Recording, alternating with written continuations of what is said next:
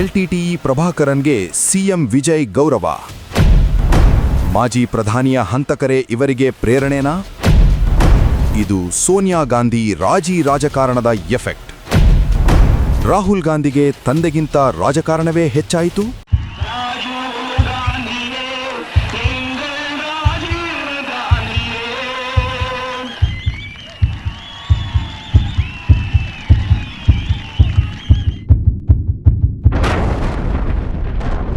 ಮೇ 21, 1991 ಇಂದಿಗೆ ಸರಿಯಾಗಿ 35 ವರ್ಷಗಳ ಹಿಂದೆ ನಡೆದ ಘನಘೋರ ಘಟನೆ ಇದು.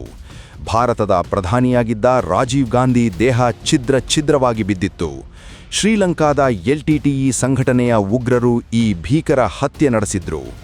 ಆ ಹತ್ಯೆ ಹೊಣೆಯನ್ನ ಹೊತ್ತವರು ಸ್ವತಃ ವೇಲುಪಿಳ್ಳೈ ಪ್ರಭಾಕರನ್, ಎಲ್ಟಿಟಿಇ ಉಗ್ರ ಸಂಘಟನೆಯ ಮುಖ್ಯಸ್ಥ.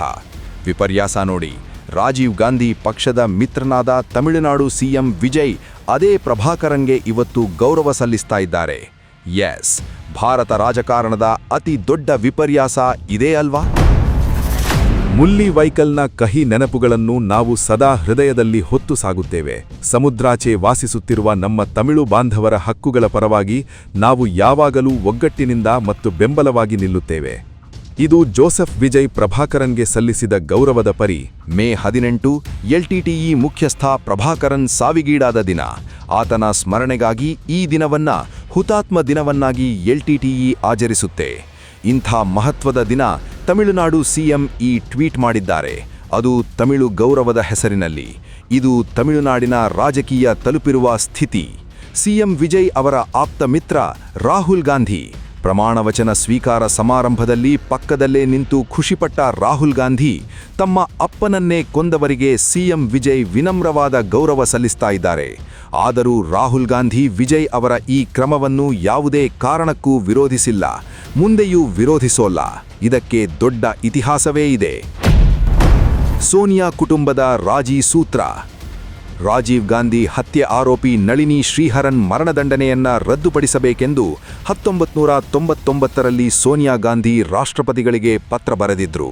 ಅಷ್ಟೇ ಅಲ್ಲ, ನಳಿನಿ ಜೈಲಿನಲ್ಲಿ ಮಗುವಿಗೆ ಜನ್ಮ ನೀಡಿದ್ದಾಳೆ ಎಂಬ ಮಾನವೀಯತೆಯ ಕಾರಣ ನೀಡಿ ಕ್ಷಮಾದಾನ ನೀಡುವಂತೆಯೂ ಮನವಿ ಮಾಡಿದ್ರು. ತಾಯಿಯಷ್ಟೇ ಅಲ್ಲ, 2008ರಲ್ಲಿ ಮಗಳು ಪ್ರಿಯಾಂಕಾ ವಾಡ್ರಾ ರಹಸ್ಯವಾಗಿ ವೆಲ್ಲೂರು ಜೈಲಿಗೆ ಭೇಟಿ ನೀಡಿ ಹಂತಕಿ ನಳಿನಿಯನ್ನ ಖುದ್ದಾಗಿ ಭೇಟಿ ಮಾಡಿ ನಾವು ನಿಮ್ಮನ್ನ ಕ್ಷಮಿಸಿದ್ದೇವೆ ಎಂದು ಹೇಳಿದ್ರು. ರಾಹುಲ್ ಗಾಂಧಿ ಕೂಡ ನಾವು ಹಿಂಸೆಯನ್ನ ದ್ವೇಷಿಸ್ತೇವೆ, ಹಂತಕರನ್ನ ವೈಯಕ್ತಿಕವಾಗಿ ಕ್ಷಮಿಸಿದ್ದೇವೆ ಎಂದು ಹಲವು ಬಾರಿ ಹೇಳಿಕೊಂಡಿದ್ದಾರೆ.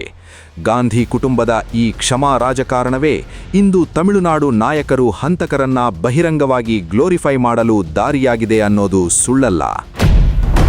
ದೇಶದ ಪ್ರಧಾನಿಯನ್ನೇ ಕೊಂದವರಿಗೆ ಕ್ಷಮಾದಾನ ಸರಿಯೇ? ಗಾಂಧಿ ಕುಟುಂಬ ವೈಯಕ್ತಿಕವಾಗಿ ಹಂತಕರನ್ನ ಕ್ಷಮಿಸಿರಬಹುದು, ಆದರೆ ದೇಶದ ಜನತೆ ಮತ್ತು ಸ್ವತಃ ಕಾಂಗ್ರೆಸ್ ಪಕ್ಷ ಈ ನಿರ್ಧಾರವನ್ನ ಒಪ್ಪಿರಲಿಲ್ಲ.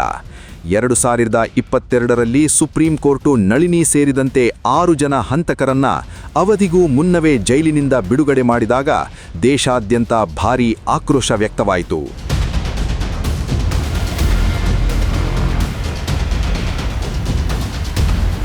ಆಗ ಕಾಂಗ್ರೆಸ್ ಪಕ್ಷ ಅಧಿಕೃತವಾಗಿ ತನ್ನದೇ ನಾಯಕಿ ಸೋನಿಯಾ ಗಾಂಧಿ ಅವರ ನಿಲುವಿನಿಂದ ದೂರ ಸರಿಯಿತು.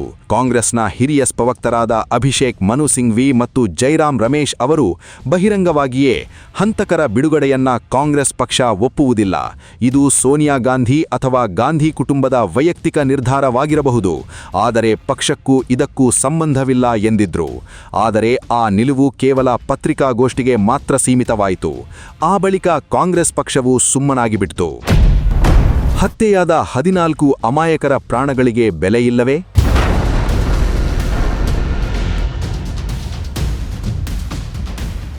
ಅಂದು ರಾಜೀವ್ ಗಾಂಧಿ ಹತ್ಯೆಯಾದ ಸಂದರ್ಭದಲ್ಲಿ ಅವರ ಜೊತೆಗೆ ಇತರ 14 ಜನ ಅಮಾಯಕರು ಪ್ರಾಣ ಕಳೆದುಕೊಂಡಿದ್ರು. ಅವರ ಪೈಕಿ ತಮಿಳುನಾಡು ಪೊಲೀಸರೂ ಇದ್ದರು. ಆ ಹುತಾತ್ಮರ ಕುಟುಂಬಗಳ ನೋವಿಗೆ ಗಾಂಧಿ ಕುಟುಂಬದ ಕ್ಷಮಾದಾನದಲ್ಲಿ ಜಾಗವೇ ಇರಲಿಲ್ಲ. ಆ 14 ಜನ ಪ್ರಾಣಗಳಿಗೆ ಬೆಲೆಯಿಲ್ಲವೇ ಅನ್ನೋ ಪ್ರಶ್ನೆ ಆಗಲೂ ಎದ್ದಿತ್ತು. ಆ ಪ್ರಶ್ನೆಗೆ ಇವತ್ತಿನವರೆಗೂ ಸೋನಿಯಾ ಆಗಲಿ, ಪ್ರಿಯಾಂಕಾ ಆಗಲಿ, ರಾಹುಲ್ ಆಗಲಿ ಉತ್ತರಿಸಿಲ್ಲ.